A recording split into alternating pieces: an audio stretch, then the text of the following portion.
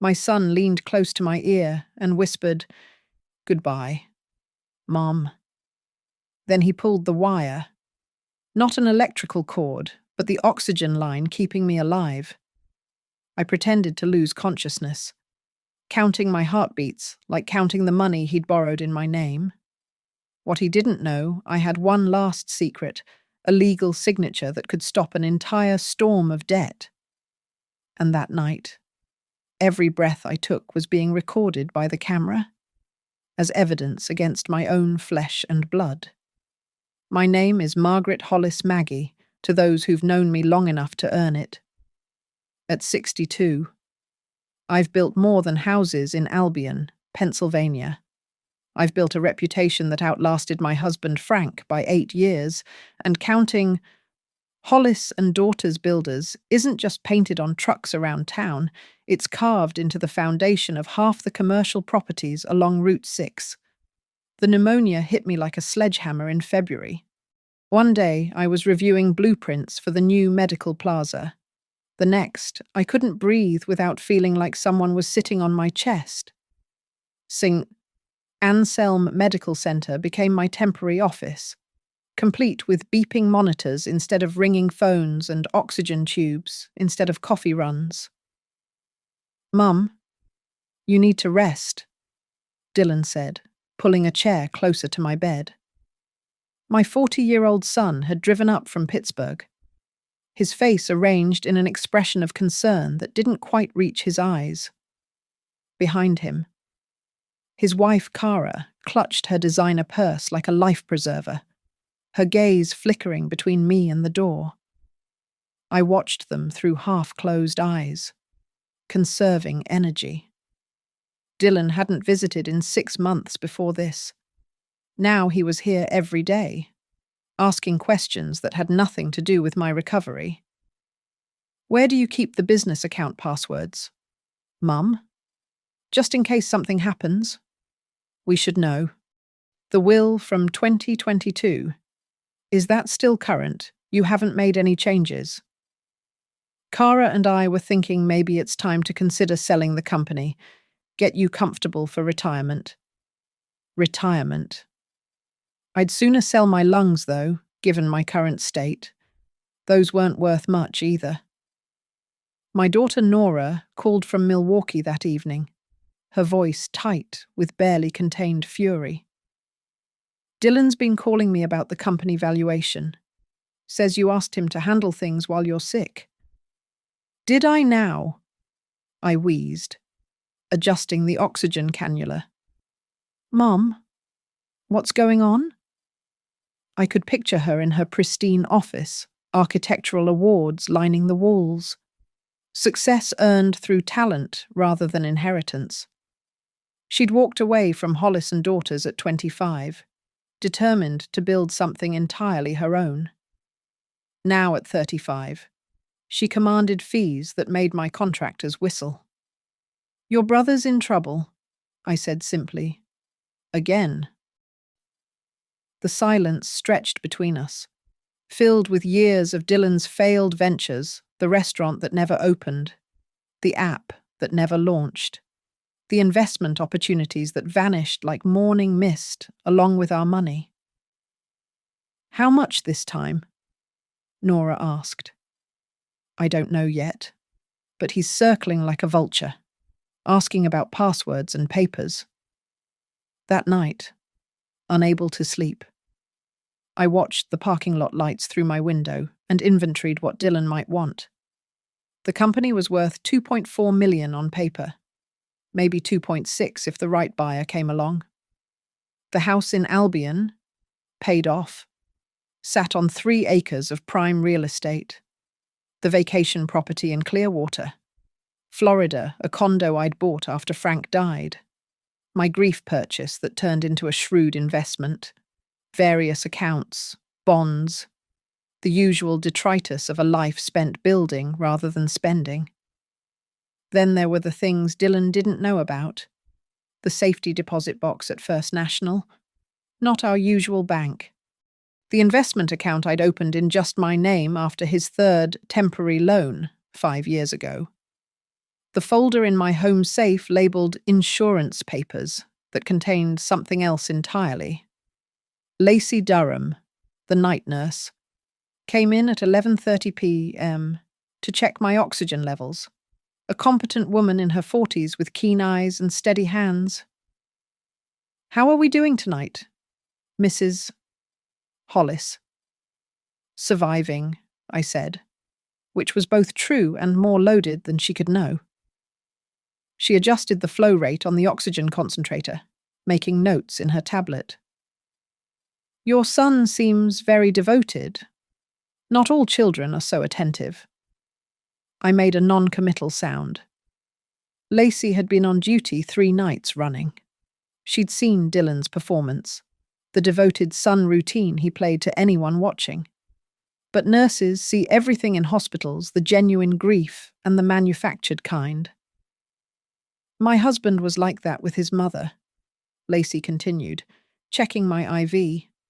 "Suddenly devoted when she got sick. Turned out he'd been forging her signature on loan documents for months." Our eyes met in the dim light. "Terrible thing. Family betrayal," I said carefully. "The worst kind." She agreed, making another note. Though his mother was smart. She'd already moved most of her assets into a trust. He got nothing but criminal charges in the end. After she left, I lay in the dark, listening to the oxygen machine's rhythmic wheeze, and thought about the nature of blood and betrayal. Frank used to say that business was business, but family was sacred. But Frank never had to watch his son's eyes calculate inheritance values while pretending to pray for recovery. The will from 2022 left everything split between Dylan and Nora. Equal shares. Because that's what mothers do. We pretend our children are equally deserving of our love and legacy. But Dylan had been testing that love for years, each test more expensive than the last. And now, watching him hover with that practiced concern, I knew this was the final exam. I'd failed him somewhere along the way. Maybe when I bailed him out the first time, or the 5th, or the 10th. Maybe when I chose to believe his promises instead of his patterns. But I wouldn't fail Nora, and I wouldn't fail the business Frank and I built with our bare hands. The oxygen flowed steady and sure, keeping me alive. For now. The clock on the wall read 4:17 a. When I heard the door whisper open, through slitted eyes. I watched Dylan's silhouette pause in the doorway, checking the hallway before slipping inside. His movements were deliberate, practiced like he'd rehearsed this moment in his mind. He approached my bed with careful steps, avoiding the squeaky spot near the visitor's chair. I forced my breathing to remain deep and regular, the way sleep should sound. My fingers stayed limp against the blanket as he leaned over me, checking my face in the dim light from the monitors. "Mom," he whispered. No response. He tried again, slightly louder. "Mum, can you hear me?" I gave him nothing, satisfied. He moved to the oxygen concentrator. I heard him examining the controls, his breathing quick and shallow. The fear in it almost made me react, almost made the mother in me want to ask what was wrong, how I could help. But then his hand moved to the flow meter. The dial turned with a soft click. The steady hiss of oxygen decreased. My lungs noticed immediately, but I kept my breathing pattern unchanged. Years of yoga after Frank died, something about processing grief through breath, finally proved useful for something beyond flexibility. Dylan pulled the visitor's chair close to my bed. In the darkness, I could see him checking his phone. 4:23 a.m. He was timing this. Another adjustment to the dial. Less oxygen now. My chest beginning to work harder. Still, I played dead. counting seconds, memorizing everything. Then he leaned close, so close I could smell the bourbon on his breath, the nervous sweat beneath his cologne. His lips nearly touched my ear. "This is Mercy. Mom," he whispered. "You're suffering. The doctors said the pneumonia's getting worse. Your lungs are failing. Nobody would question it if you just stopped fighting." My heart hammered, but I kept my face slack. "I need you to understand," he continued, his voice taking on a desperate edge. "They're going to hurt Kara if I don't pay. Really hurt her. It's 190,000. I know that sounds like a lot, but it's nothing compared to what you have, what you're leaving just sitting there while we're drowning." He sat back, running his hands through his hair. "Nora doesn't need it. She's got her fancy practice, her awards, her perfect life in Milwaukee. She never comes home. She doesn't care about the business, about Dad's legacy. But I'm here. Mom. I've always been here." A lie so bold I nearly laughed. He'd been in Pittsburgh for the last 3 years, only surfacing when he needed money. "The estate taxes alone will kill us if something happens suddenly," he muttered, like he was convincing himself. "Better to transfer things now, while you're still. But you won't listen. You never listen. You just look at me with those disappointed eyes, like I'm not Frank Jr., like I'm not the son you wanted." Frank Jr., our first child, who lived exactly 4 hours. We never talked about him, but Dylan must have found the cemetery records at some point, using his dead brother's memory as manipulation, a new low, even for him. The oxygen flow decreased again. My vision started to sparkle at the edges, lungs burning. How long could I maintain this charade? How much evidence did I need? The lending people, they're not like banks. Mom, they don't send letters. They send visitors. Kara's already scared. They came to the house last week, just to talk. They said, but the way they looked at her. He was crying now, quiet tears that fell onto my blanket. Part of me, the part that remembered teaching him to ride a bike, nursing him through chicken pox, cheering at his high school graduation, wanted to comfort him. But the rest of me, the part that built a business from nothing, that survived Frank's death and kept going, that part stayed strong. If you just let go tonight, it would be natural, peaceful. The pneumonia, the stress on your heart. Lacey's not due back until 5. By then, it would be over. No pain. Mum, just sleep. He reached for the oxygen tube itself, fingers trembling. This was it, the actual attempt. Not just restricted flow, but complete termination. My hand wanted to fly up, to stop him. But I forced myself to remain still. Then, like a miracle, or perfect timing, the door opened. "Mr. Hollis." Lacey's voice cut through the darkness. "What are you doing here?" Dylan jerked back, the tube snapping against my cheek. I couldn't sleep. I was worried about Mom." Lacey moved to the oxygen concentrator immediately, her flashlight catching the dial. "The flow rate's been adjusted.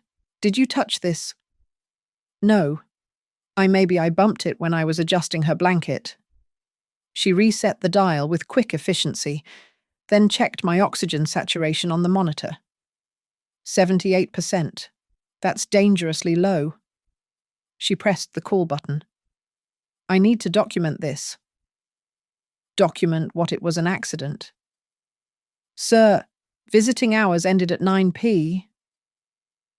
You shouldn't be here at all, especially not near life support equipment." Dr. Martinez arrived within minutes, checking my vitals while Dylan stammered explanations. I let my eyes flutter open, gasping dramatically as the oxygen returned to proper levels. "Mrs. Hollis, are you all right?" Dr. Martinez asked. I nodded weakly, my eyes finding Dylan's. He looked pale, terrified, caught. I heard voices. I wheezed. "Dylan? What are you doing here?" "Honey, I was worried about you." "Mom, that's sweet." I reached for his hand, squeezing it with more strength than a dying woman should have. "But you need your rest too. Go home to Kara." Lacey made notes in her tablet, her expression carefully neutral. "I'll need to file an incident report about the equipment tampering." "Tampering?" Dylan's voice cracked. "I told you. It was an accident." "Protocol is protocol," Lacey said firmly. "Dr. Martinez, the patient's O2 stats were at 78% when I entered. The flow had been reduced to 2 liters from the prescribed 6. They ushered Dylan out, his protests echoing down the hallway. Lacey remained behind, adjusting my pillows with gentle hands. 78%, she said quietly. "You were awake, weren't you?" I met her eyes steadily.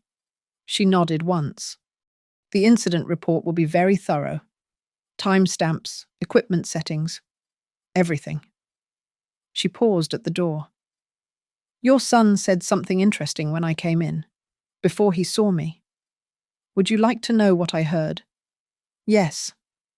I breathed. He said, "Goodbye, Mum." Strange thing to say to someone who's sleeping, don't you think? She left me with that, the oxygen flowing steady and strong, and the knowledge that Dylan's first attempt had failed. But we both knew he'd try again. The morning brought Arthur Keene, though you wouldn't know it was him. 25 years of friendship, and I'd never seen him in medical scrubs before. He entered my room at 7:45 at Hemirsion, pushing a respiratory therapy cart, wearing a badge that read, Dr. A. Morrison, pulmonary specialist. "Good morning, Mrs. Hollis," he said formally, closing the door behind him. "I'm here for your breathing assessment." I played along until he pulled the curtain around my bed. Then Arthur's professional mask dropped, revealing the concerned face of my oldest friend and attorney. "Lacey Durham called me at 5:30 this morning," he said quietly, pulling documents from beneath the equipment on his cart. "She said you needed immediate legal intervention. Maggie, what the hell is going on?" I told him everything Dylan's whispered confession, the oxygen tampering, the $190,000 in debt to private lenders. Arthur's face darkened with each detail. "We need to move fast," he said, pulling out his tablet. "First, we're killing that old will. Today. Now. Dylan knows about it. He's been asking. Doesn't matter what he knows. We're creating something new, something bulletproof." His fingers flew across the screen. "I'm drafting a new will that completely disinherits Dylan. Everything goes to Nora. But that's just the start." He pulled his chair closer. "We're also establishing the Hollis Shield Trust. Think of it as a legal fortress around your assets. Any debts, liens, or obligations created using your name or your company's name without written authorization from you personally, not just your signature, but video-documented authorization, become null and void. Can we do that? We can do anything that's legal, and this is... Pennsylvania trust law is very favorable for this kind of protective structure. Plus, we're adding what I call the nuclear option, a bad actor clause. Anyone who attempts to hasten your death or manipulate your incapacitation loses all beneficial interest in your estate. present or future. My heart raced. How fast can we make this legal? I have a notary and 2 witnesses waiting in the hospital cafeteria. Judge Brennan owes me a favor. We can have this filed and sealed within 3 hours. What about the incident last night? Arthur's smile turned sharp, reminding me why he'd never lost a case that mattered. Lacey's report is already in the system, but we need more. We need video evidence. He pulled out a small device. Hospital security can install cameras with audio in your room. It's legal, you're the patient. You can consent to recording for your own protection. Reuben Pike, the security chief, is ready to set it up. Reuben Pike. I knew that name. Tommy Pike's father. The same. Tommy's working at your Pittsburgh warehouse now. Isn't he? Reuben's very interested in keeping the Hollis Company operational. Lots of families depend on those jobs. Within an hour, my room transformed into a legal command center. The notary, a stern woman named Patricia, checked my mental competency with a series of questions while recording everything.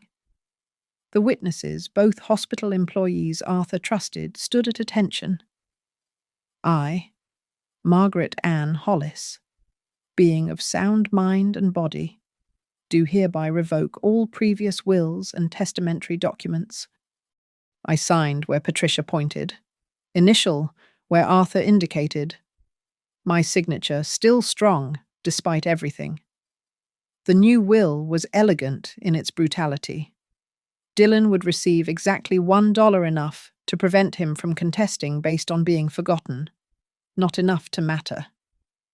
Nora would inherit everything, but through the trust structure that protected the assets from any claims. Now the trust documents, Arthur said, producing another stack. This is where we get creative. The Hollis Shield Trust was Arthur's masterpiece.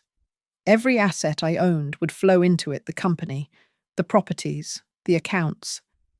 The trust would have one beneficiary, Nora. But more importantly, it had provisions that retroactively invalidated any financial instruments created with my forged signature.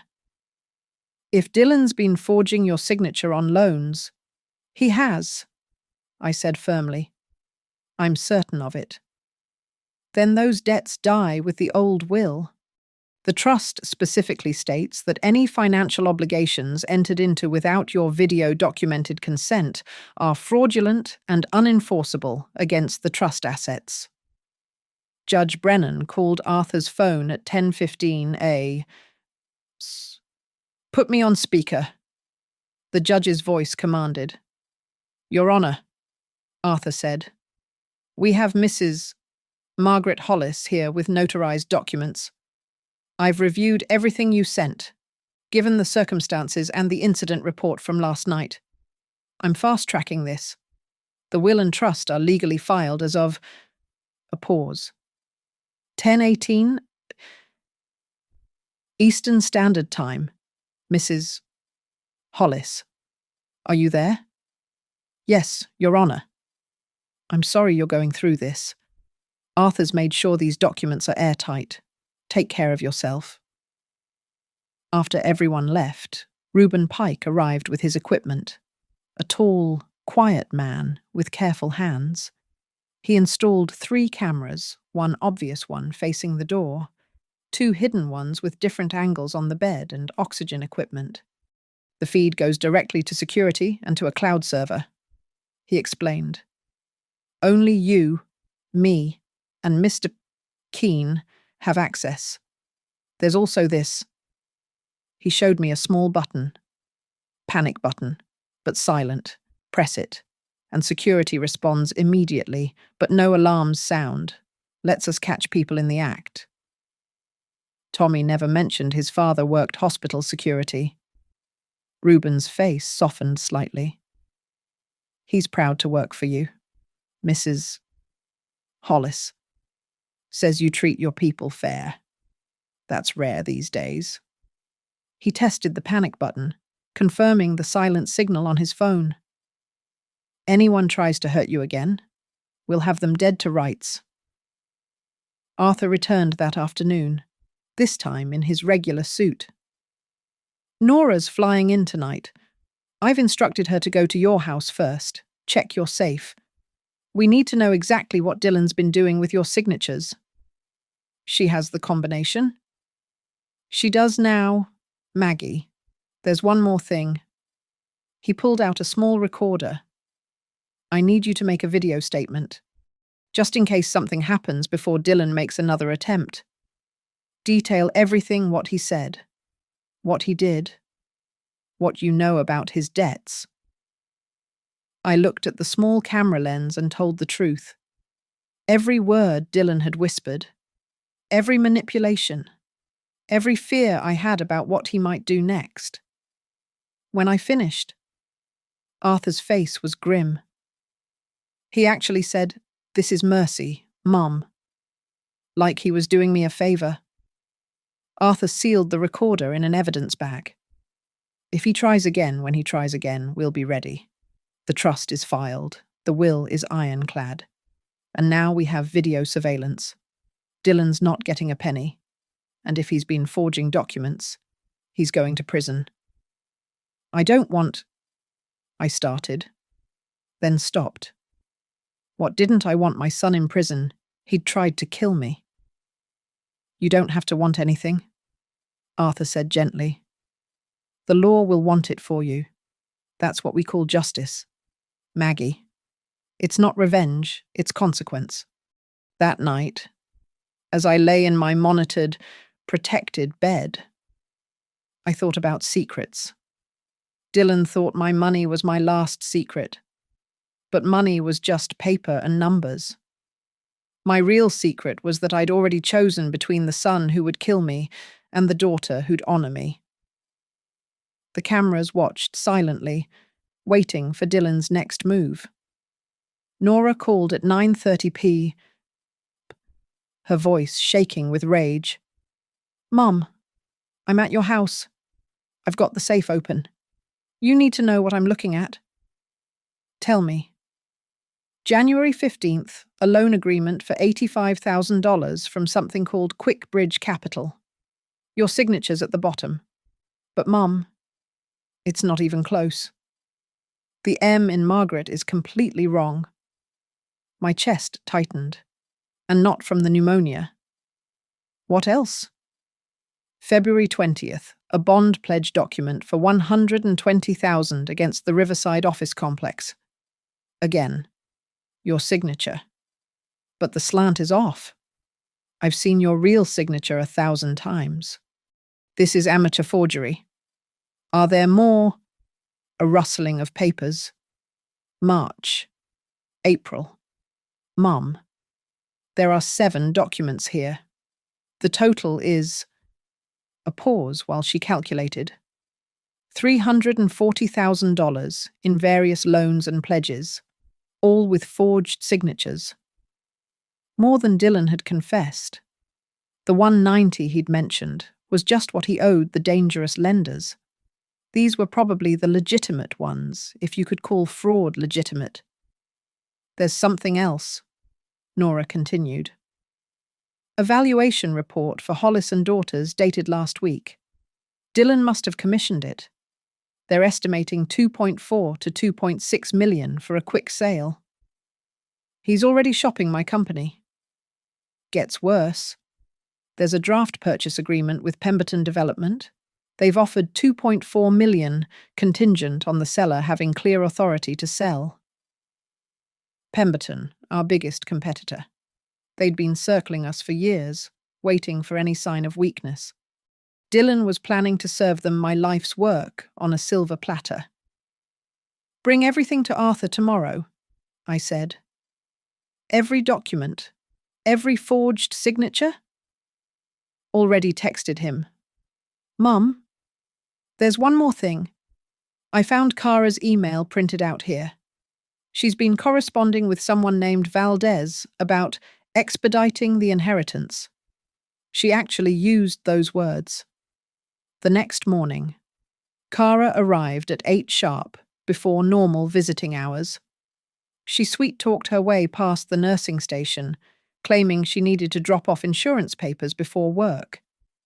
I watched her through barely open eyes as she pulled documents from her bag. "Mother Hollis," she said softly, then louder. "Margaret." I remained still. She moved closer, placing papers on my bedside table. Through my lashes, I could see loan documents, signature pages flagged with sticky notes. She pulled out her phone, taking photos of my hand resting on the blanket, probably planning to use them to practice the forgery. "Just need you to hang on 2 more days," she whispered to herself. "The Friday deadline is non-negotiable." Friday. 3 days from now. That's when their lenders expected payment. After she left, I pressed the panic button. Reuben arrived within minutes, not rushing, just walking purposefully like he belonged. "She photographed my hand," I told him. He checked the hidden cameras on his tablet. "Got it all?" Clear shots of her with the documents, taking pictures, the whole conversation. She's building evidence against herself. Arthur arrived at noon with a forensic document examiner named Dr. Elizabeth Chen. She studied the forgeries Nora had found, comparing them to my genuine signatures on the new will. "These are remarkably poor forgeries," Dr. Chen said. "Someone with no training, probably copying from a single sample. I can testify to this in court if needed." "It will be needed?" Arthur said grimly. He turned to me. "I've filed reports with the state attorney's office, and the FBI wire fraud crosses state lines since some of these lenders are based in New Jersey. They're very interested." That afternoon, Dylan arrived looking haggard. Dark circles ringed his eyes, and his usual cologne couldn't mask the smell of stress sweat. "Mum, we need to talk about the future," he said, pulling the chair close. "The doctors say your recovery could take months. Maybe we should consider giving me power of attorney, just temporarily, so I can handle the business." "I'll think about it," I wheezed, playing weaker than I felt. "It's just there are decisions that need to be made, contracts to sign, payroll to manage." "Nora can help," I suggested, watching his face darken. "Nora's in Milwaukee. She doesn't know the day-to-day operations. I've been studying the books. Mum, I know what needs to be done." He'd been studying the books. My books. Without permission. Without authority. "There's an offer on the table," he continued, leaning closer. "Pemberton Development. They're willing to pay cash, quick close, 2.4 million. You could retire. Focus on getting better." "That's my company," I said, letting anger creep into my voice. "Was your company," he corrected. "Now it's just a burden. The stress of running it probably contributed to your illness." The audacity of it blaming my pneumonia on the business I loved. I said I'll think about it. His hand moved to the oxygen tube, fingers running along its length. "Sometimes, Mom, thinking takes too long. Sometimes decisions get made for us." A threat, plain and simple. The cameras were recording everything. That evening, Lacey brought my dinner with a sealed envelope underneath the tray. "From your attorney," she said quietly. Inside was a brief note. "State attorney taking the case. Arrest warrants being prepared. Hold strong. A." I burned the note in the bathroom sink, watching Arthur's words turn to ash and wash away. The trap was set. Now we just needed Dylan to step all the way in. Kara returned that night, after official visiting hours. She'd gotten bolder. walking straight to the nurse's station with a story about leaving her phone in my room earlier. The night nurse, not Lacey, waved her through. I kept my breathing steady as she approached. This time, she didn't just bring papers. She brought a stamp, a signature stamp she must have had made from the photographs. She practiced on a napkin first, pressing the stamp down, checking the impression. Then she moved to the actual documents, stamping my signature on 3 different forms. The camera captured everything in high definition. "Sorry, Mother Hollis," she whispered as she packed up. "But Dylan's right. You've had your time. Now it's ours." She left with her forged documents, not knowing she'd just committed federal crimes on camera. The FBI would be very interested in that footage. I waited 20 minutes, then called Arthur. "We have her on video, using a forged signature stamp?" "Beautiful," he said.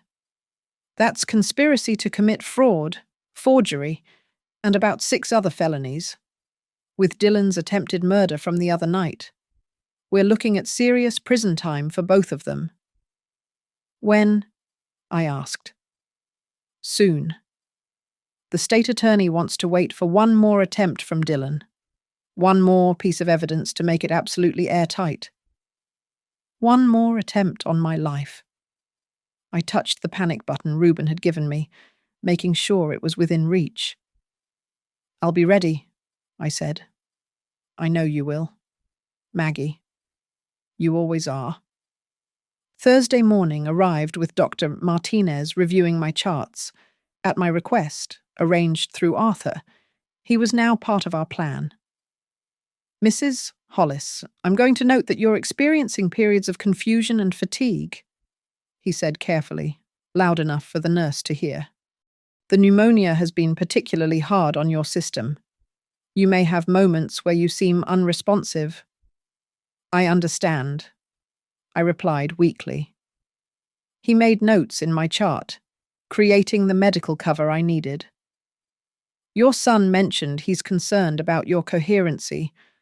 I'll let him know that some disorientation is normal at this stage." Dylan arrived at 2 p.m. earlier than usual. His desperation was palpable. Tomorrow was Friday, his deadline with the lenders. Through half-closed eyes, I watched him check his phone repeatedly, each text making him more agitated. "Mum." He shook my shoulder gently, then harder. "Mum, can you hear me?" I let my head loll to the side, breathing shallow but steady. "Perfect," he muttered. He pulled out his phone, making a call. "Yeah, she's out of it. The doctor said she's getting worse." "No. I'll handle it tonight. Just make sure the papers are ready for probate court." Tonight. He was going to try again tonight. He spent the next hour practicing his grief, actually standing in front of the bathroom mirror working on his expression. "She went peacefully," he rehearsed. "The pneumonia was just too much for her lungs. We knew this was coming." The sociopathy of it was breathtaking. My son, practicing his eulogy while I was still alive. Kara arrived at 4, carrying a briefcase. "Did you get her to sign anything?" "She's been incoherent all day," Dylan said. "But it doesn't matter. After tonight, we'll have power over the estate as next of kin. Nora won't fight us, she hates confrontation." They didn't know Nora at all. My daughter avoided unnecessary confrontation. When something mattered, she was pure steel.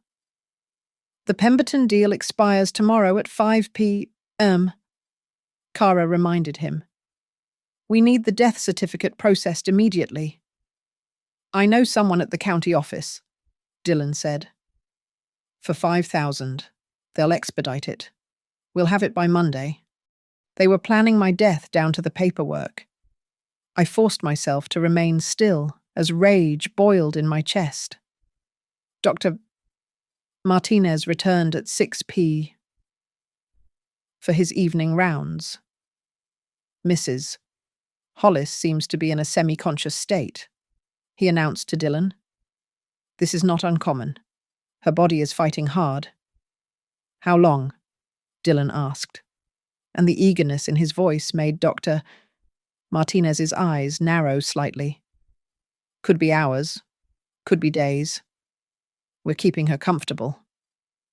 After the doctor left, Dylan pulled Kara aside. Tonight, at 3 a. The shift change creates a window.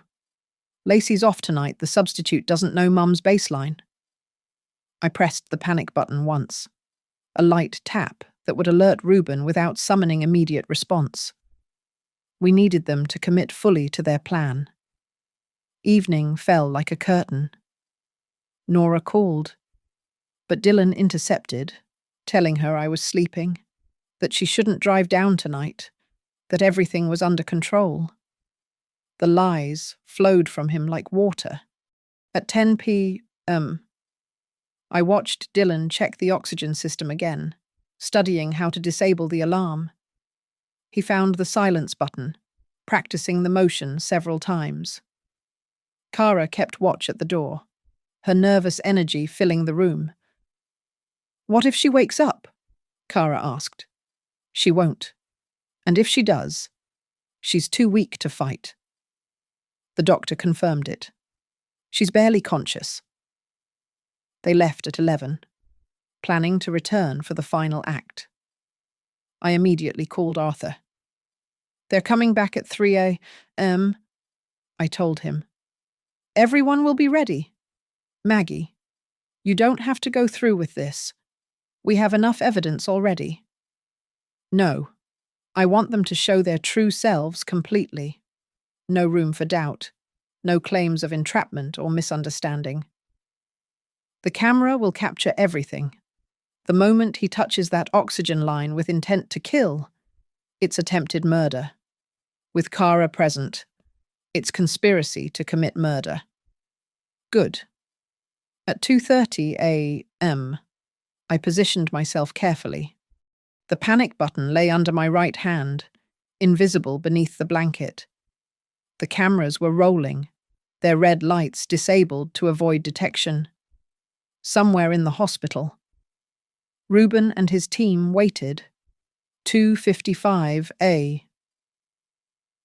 The door opened. Dylan entered first, checking the hallway behind him. Kara followed, easing the door shut with practiced silence. They moved like predators, confident in their plan. Check her, Dylan whispered. Kara leaned over me, her breath on my face. She's out. Breathing's already shallow. Dylan moved to the oxygen concentrator. This time, he didn't just reduce the flow, he turned it off completely. The machine's gentle hiss stopped. How long? Kara asked. 10 minutes. Maybe less with her lungs already compromised. He pulled the chair close to watch me die. We should look sad when they find her. Can you cry on command? I played Ophelia in college, Kara said with a cold smile. My lungs began to burn. Without the supplemental oxygen, the pneumonia made each breath a struggle. But I held still, counting seconds. I needed them to say more, to fully incriminate themselves. The loans from Valdez, Kara whispered. Once we get the estate, we pay those first. They said they'd break your legs if we don't pay by Monday. They'll have their money, $2.4 million from Pemberton, minus the estate taxes and debts. We'll clear at least $1 million. Enough to pay everyone and start fresh. My chest was on fire now. Black spots danced at the edge of my vision. How long had it been? 3 minutes. 4. Dylan leaned close again, and I could smell his cologne mixed with nervous sweat. I really am sorry, Mum. But you were never going to give me what I deserved, always holding it over my head. making me beg. Nora never had to beg. That was his justification. Jealousy and entitlement, wrapped in self-pity. 5 minutes, Kara announced, checking her phone. Her breathing's getting irregular. Now. It had to be now. My thumb found the panic button and pressed hard. 3 times the emergency signal. Dylan was adjusting my blanket, arranging the scene, when he noticed my eyes were open. Mom. His face went white. Goodbye, Dylan, I whispered, echoing his words from the first attempt. The door burst open. Reuben entered with 2 security guards, followed by Dr. Martinez and the night nursing supervisor. The room flooded with light. Step away from the patient, Reuben commanded. Dylan stumbled backward, his hands rising instinctively. She was having trouble. The oxygen is off, Dr. Martinez said, immediately turning it back on. Mrs. Hollis, are you all right? I gasped, letting the blessed oxygen fill my lungs. They tried to kill me. That's crazy, Kara protested. We were trying to help. Reuben pulled out his tablet, showing the video feed. There was Dylan, clearly turning off the oxygen. There was Kara, watching. Their entire conversation, captured in high-definition video and audio. Dylan Hollis, Kara Hollis, you're being detained for attempted murder, Reuben announced as his guards moved in. The room erupted into controlled chaos. Dr. Martinez checked my vitals while nurses rushed in with additional equipment. My oxygen saturation read 62%, dangerously low, but recoverable. Every gasping breath was being recorded, adding to the evidence against my son. This is entrapment, Dylan shouted, struggling against the security guard's grip. She set us up. She was awake the whole time. Reuben pulled up the video on the wall-mounted screen, the one usually used for patient education. There was Dylan, clear as day, turning off my oxygen. The audio kicked in his voice discussing the Pemberton deal, the forged documents, the plan to expedite my death certificate. I want a lawyer, Kara said, her theatrical confidence crumbling. You'll get one, Reuben replied, then turned the tablet toward them. But first, you might want to see this. He played the footage from earlier Kara with her forged signature stamp, methodically falsifying documents. Then Dylan's first attempt, his whispered, "Goodbye, Mom," as he reduced my oxygen flow. The blood drained from Dylan's face. How long have you been recording? Long enough, Reuben said simply. Arthur entered the room, dressed in a full suit despite the early hour. Behind him were 2 police officers and a woman in an FBI windbreaker. Agent Sarah Coleman. The woman introduced herself. We'll be taking custody of the suspects.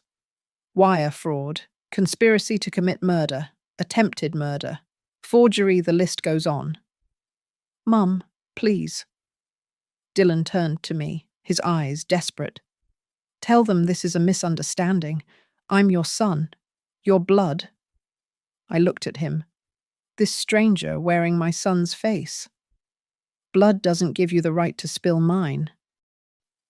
Arthur stepped forward, placing a folder on my bedside table. Mrs. Hollis, would you like to show them the documents? I opened the folder with steady hands. This is my new will, legally filed as of Tuesday morning at 10:18. Dylan, you've been disinherited. You'll receive exactly $1 from my estate. You can't. This, I continued, pulling out the second document, is the Hollis Shield Trust. All my assets have been transferred into it. The trust has special provisions. Any debts or obligations created with forged signatures are null and void. Your $340,000 in fraudulent loans, they die with your inheritance. Kara lunged forward, but the FBI agent caught her. You bitter old witch. We needed that money. For what? I asked calmly. Another failed restaurant, another app that goes nowhere, or just to pay off the violent men you've been borrowing from. Arthur cleared his throat. There's also the matter of the bad actor clause. Anyone who attempts to harm the trust's creator forfeits all current and future claims. Even if the will was contested, which it won't be, you'd get nothing.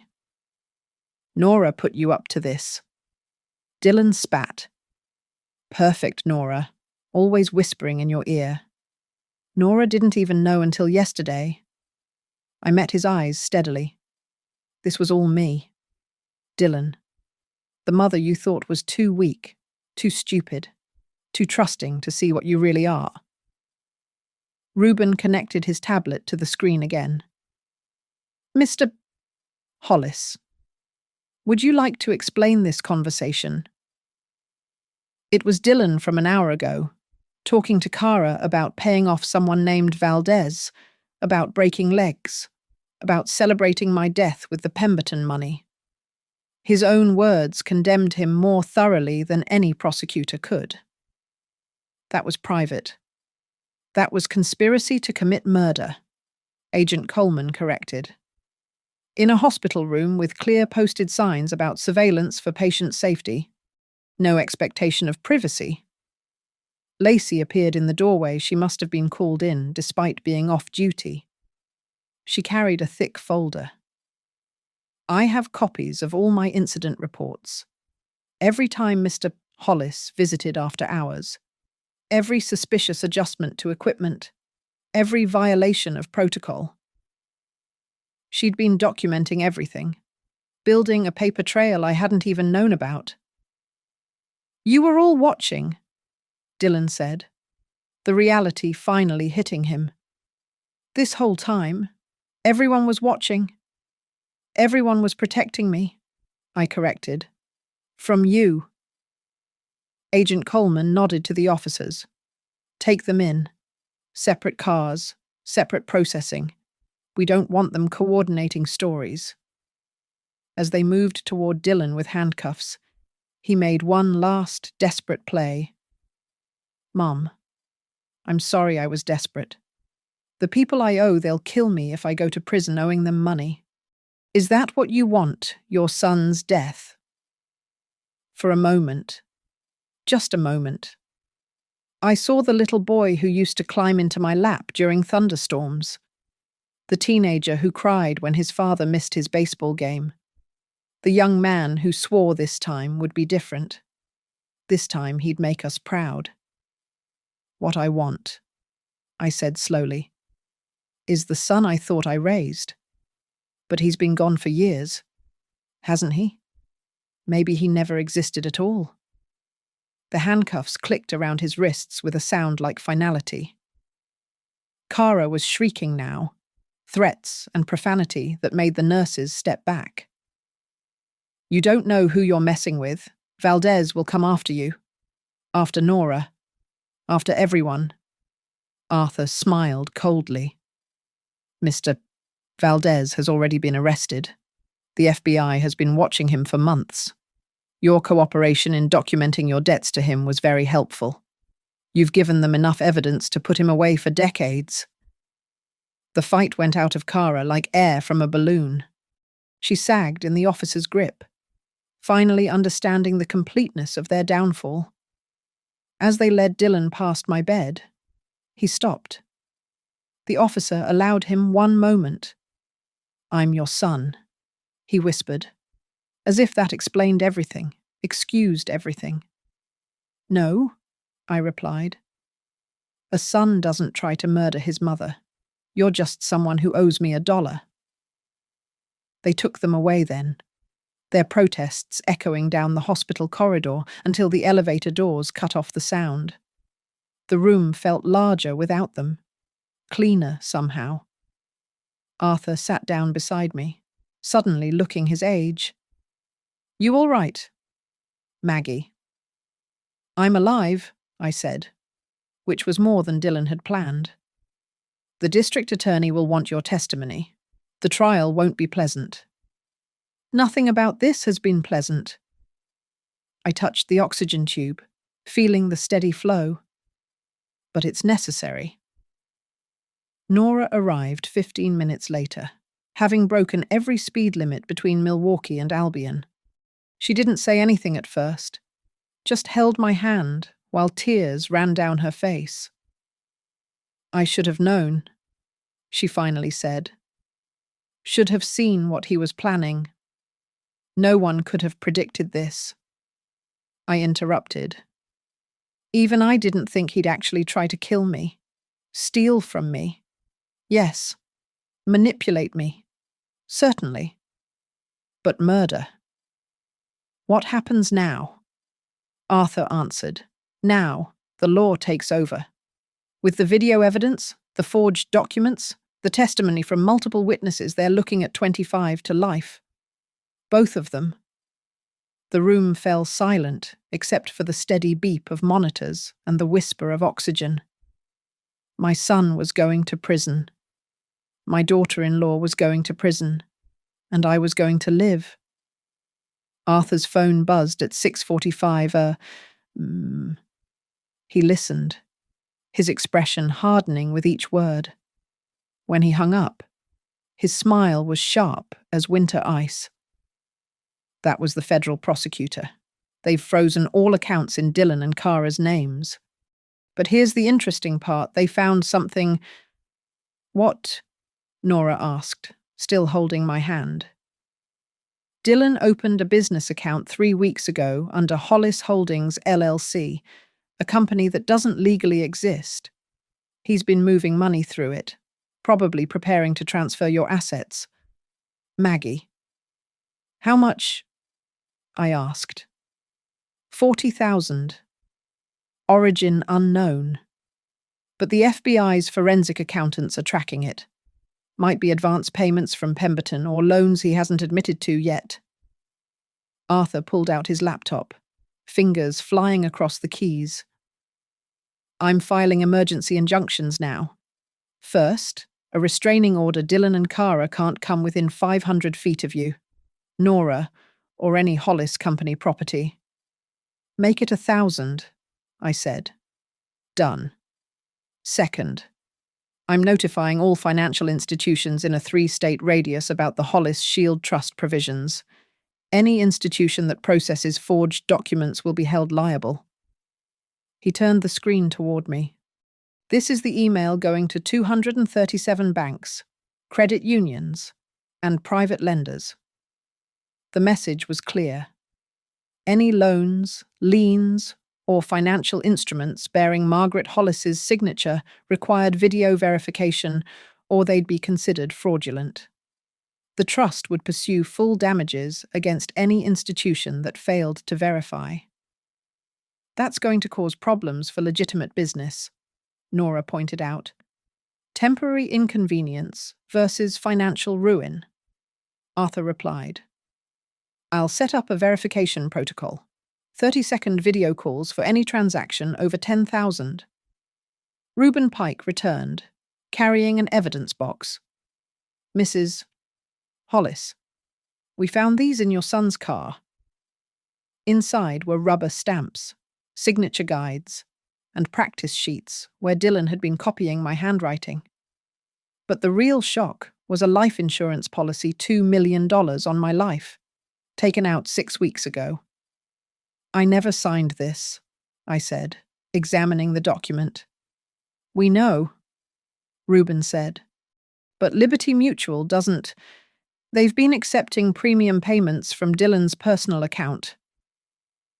Arthur immediately called the insurance company's fraud department. Within 20 minutes, he had a conference call with their legal team. "This is grand theft, insurance fraud, and attempted murder for financial gain," the Liberty Mutual lawyer said. We're adding our resources to the prosecution. Mr. Hollis is looking at federal charges now. Each revelation was another nail in Dylan's coffin, but also another weight on my chest. How long had he been planning this? How many years of family dinners, holiday gatherings, birthday calls had been performances while he plotted my death? Agent Coleman arrived with more news. We've arrested Vincent Valdez and 6 associates. Your son's records gave us everything: dates, amounts, threats. Valdez is looking at racketeering charges on top of the illegal lending. What about their threats against my family? I asked. Empty now. Valdez's organization is finished. We've seized their assets under RICO. Your son actually did us a favor by documenting everything so meticulously. The irony wasn't lost on me. Dylan's obsessive record-keeping, probably meant to track what he owed, had destroyed both him and his creditors. Arthur's phone rang again. This time, his face went pale. Maggie, it's the Pennsylvania Banking Commission. They've found more. How much more? 7 additional fraudulent loans across 4 counties. Total amount $870,000. The room spun slightly. Nearly $1 million in forged loans. All in my name. All threatening the business I'd built over 40 years. The Shield Trust stops them all, Arthur said firmly. Every single one becomes Dylan's personal liability the moment the forgery is proven, and with his own practice sheets as evidence, proving it will be easy. Nora stood up, pacing. We need to call our clients, our suppliers. If word gets out that Hollis Builders is connected to fraud, already handled, Arthur interrupted. I sent a press release 20 minutes ago. Hollis Builders, CEO victim of family financial fraud, business operations unaffected. We're controlling the narrative. My phone buzzed with a text from an unknown number. Arthur grabbed it before I could react, reading it first. It's from Kara's sister. She wants to make a deal. She has recordings of Dylan planning this for months. Apparently, he practiced his grief speech at Thanksgiving. I remembered that dinner. Dylan unusually attentive, helping with dishes, asking about my health, all while rehearsing for my death. Tell her to give everything to the FBI, I said. No deals. Let her conscience be her reward. The next hour brought a parade of officials. The district attorney herself came to take my statement. The FBI's Financial Crimes Unit sent 3 agents. Even the state insurance commissioner arrived, wanting to discuss the fraudulent life insurance policies, plural, as they'd found 2 more.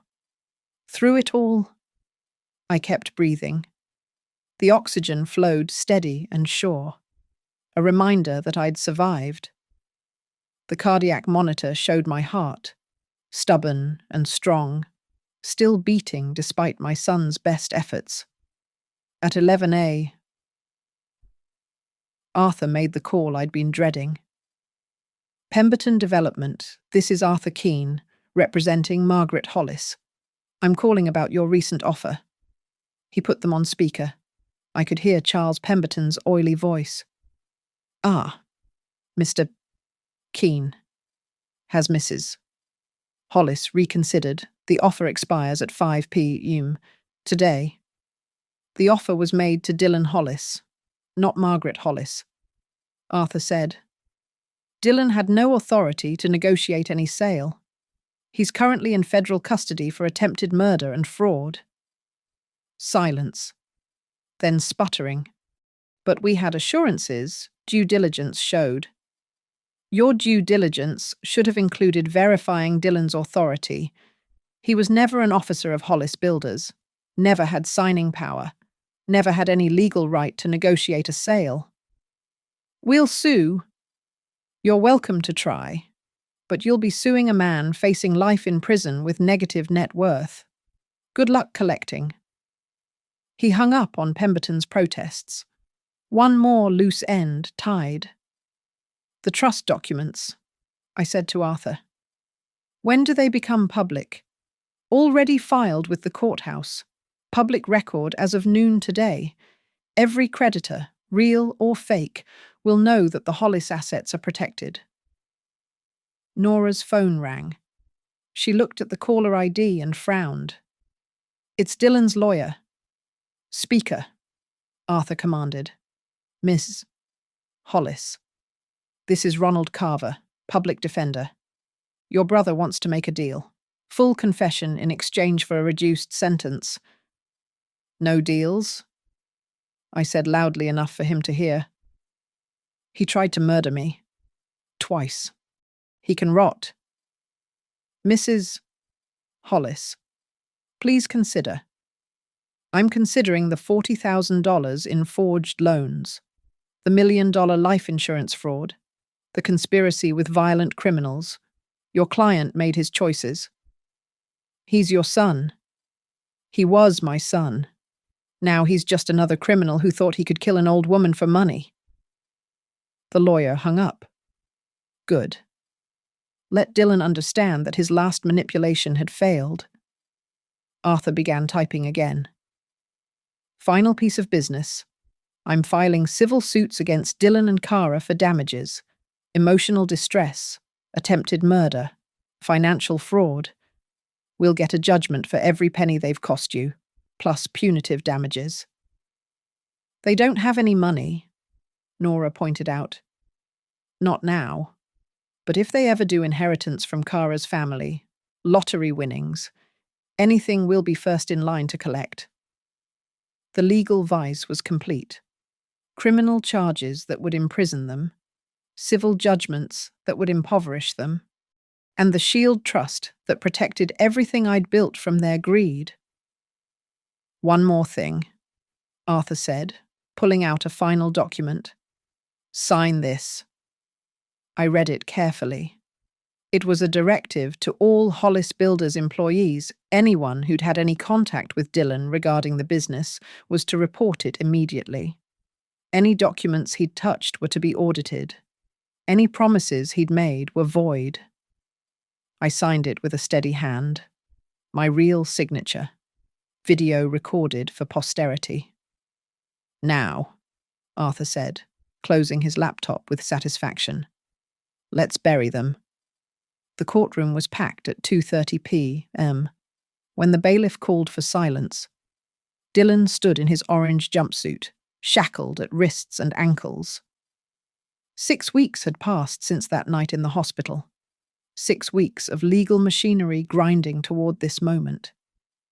I sat in the front row, oxygen tank beside me still recovering, but strong enough to watch justice unfold. Nora held my left hand. Arthur sat to my right, briefcase full of evidence that would never be needed. Dylan had confessed to everything. "Mr. Hollis," Judge Patricia Brennan said, her voice carrying the weight of the law. "You've pled guilty to attempted murder in the first degree, conspiracy to commit murder, insurance fraud, wire fraud, forgery, and racketeering. Before sentencing, do you have anything to say?" Dylan turned to look at me. Prison had already changed him, the soft edges gone, replaced by something harder, meaner.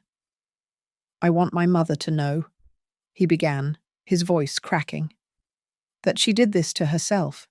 If she'd just given me what I deserved." "Mr. Hollis," the judge interrupted sharply. "Remorse! The court is looking for remorse." "I'm remorseful I got caught," Dylan said flatly. Gasps rippled through the courtroom. Even his lawyer winced. Judge Brennan's face hardened. "Very well. Dylan Hollis, I sentence you to 35 years in federal prison without the possibility of parole. The court finds your complete lack of remorse and the particularly heinous nature of attempting to murder your own mother by denying her oxygen while she fought pneumonia to be aggravating factors. 35 years. He'd be 75 when he got out, if he lived that long. Kara received 25 years, sobbing through her allocution, blaming Dylan for everything. The judge didn't buy it. The signature stamp video had been particularly damning. As they led Dylan away, he looked back one last time. "Goodbye, Mum," he said. The same words he'd whispered while trying to kill me. "Goodbye, Dylan," I replied. "You're already forgotten?" Outside the courthouse, reporters swarmed. Arthur handled them while Nora wheeled me to the car. But I had one last piece of business. "Stop at the office," I told her. Hollis and Daughters Builders stood solid and unchanged. Crews still working, contracts still flowing. Dylan's betrayal hadn't destroyed what Frank and I built. In my office, still my office. I signed the papers Arthur had prepared. "The Nora Hollis Foundation," I said, handing her the documents. "Funded with the money we're recovering from Dylan's fraudulent loans. Every penny he stole will go toward helping elderly victims of family financial fraud." Nora's eyes filled with tears. "Mum." "And this," I continued, pulling out another folder, "is the succession plan. You'll take over as CEO when you're ready. The company needs someone with integrity at the helm. I don't know anything about running. You'll learn. You've got your father's brain and my backbone. That's all you need." That evening, I sat in my hospital bed my last night before discharge watching the news coverage. Dylan's story had gone national. Son attempts to murder, mother for inheritance, made for sensational headlines. But I wasn't thinking about Dylan anymore. I was thinking about tomorrow, about going home to a house that would feel different, but still mine, about a business that would continue, about Nora, who'd already started reviewing the company books with her architect's eye for detail. Lacey stopped by during her shift, even though I wasn't her patient anymore. "How are you feeling?" she asked. "Free," I said simply. She understood. My ex-husband's mother went through something similar. Not attempted murder, but theft, manipulation, elder abuse. She said the hardest part wasn't the betrayal, it was admitting to herself that her son had become a stranger. "He was a stranger long before he tried to kill me," I admitted. "I just kept seeing the boy he used to be instead of the man he'd become." Arthur arrived with champagne sparkling cider for me, still on medications. "The FBI called. They're using Dylan's case as a textbook example of family financial fraud. Agent Coleman wants to know if you'll speak at their training academy." "Maybe," I said, "when I'm stronger." "You're the strongest person I know, Maggie. You laid there dying, counting every second, building a legal trap while your own son tried to murder you." "I wasn't dying," I corrected. "I was surviving and planning. That's what we do, Arthur. We build things to last." Nora raised her glass. "To building things that last. To justice," Arthur added. "To oxygen," I said, making them laugh. "And to secrets that save your life." We drank as the sun set over Albion, painting the sky the colour of endings and beginnings. Later, alone in my room, I pulled out the photo I'd kept Dylan at 5 years old, grinning with a gap-toothed smile, holding a toy hammer at one of our construction sites. That boy was gone. Had been gone for decades, maybe. The man in prison was someone else. Someone I'd finally stopped trying to save. The nurse came in for final rounds, checking the oxygen levels one more time. Everything read normal, strong, steady. Your son, she began carefully, having heard the news like everyone else. I don't have a son, I said firmly. I have a daughter, a business, and a future. That's enough. She adjusted my blanket with gentle hands. More than enough, Mrs. Hollis. I slept peacefully that night, no longer checking the door, no longer afraid of footsteps in the darkness. The cameras were gone now. No need to watch for predators who were locked away. In the morning, I would go home. I would sit at Frank's old desk and run the business we'd built. I would have dinner with Nora and plan the transition. I would live every day Dylan had tried to steal from me. But tonight, I simply breathed. Deep, full breaths. No tubes, no machines, no fear. Just air filling my lungs, my heart beating steady and strong. The secret that saved me wasn't the will or the trust or even the cameras. It was knowing when to stop forgiving, when to stop enabling, when to say enough. Some bonds, even blood bonds, become chains, and sometimes the only way to survive is to break them completely. My son had whispered goodbye while trying to kill me. My signature had whispered it back in legal documents that buried him alive. The last secret was also the first truth. Survival sometimes means letting go of the very people you once would have died to save. I closed my eyes, listened to my heart beating its stubborn rhythm, and smiled. I was alive. Dylan was in prison. Justice had a signature, and it looked exactly like mine. The door stayed closed, the night stayed peaceful, and I breathed. Thank you so much for listening to my story. I'd love to know where in the world you're listening from. Drop a comment below and let's connect. If this story resonated with you, please subscribe to the channel and share your thoughts. What would you have done in my situation? Your perspectives and experiences matter, and I read every single comment. Until next time, keep breathing, keep fighting, and remember, sometimes the best revenge is simply surviving.